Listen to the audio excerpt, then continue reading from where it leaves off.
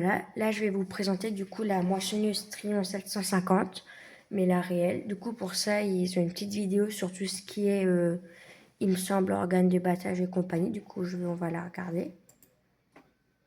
Je vais la mettre en plus grand. APS hybride du coup. Voilà, ça c'est le début du coup. Après on a l'APS et le batteur. Du coup voilà. Vous voyez un peu le fonctionnement.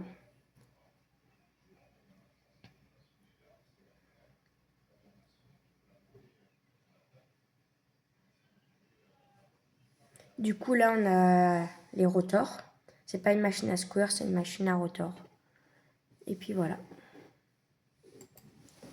Et en fait, ce qui est fou, c'est de se dire que dans une machine comme ça, ils arrivent quand même à mettre tout ça. Enfin, c'est impressionnant. On se dit, quand on voit pas l'intérieur, on se dit, oh, c'est 3 fois rien. Mais après, on peut comprendre le prix d'une moissonneuse. C'est énorme.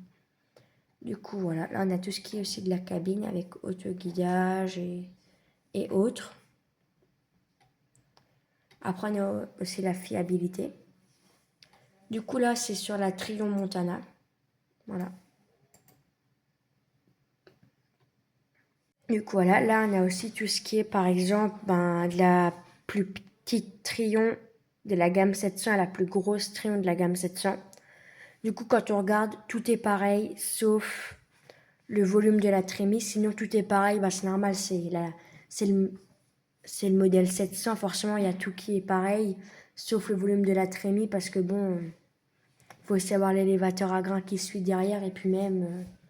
Voilà. Sinon, débit de vidange litres seconde, c'est pareil. Largeur du batteur en millimètres, c'est pareil. Le type de séparateur secondaire, c'est pareil. Et le système d'ébattage, c'est pareil aussi. Que ce soit sur une Montana, une TerraTrack ou une normale. Voilà, en tout cas, moi je vous dis à dans la prochaine et puis salut tout le monde.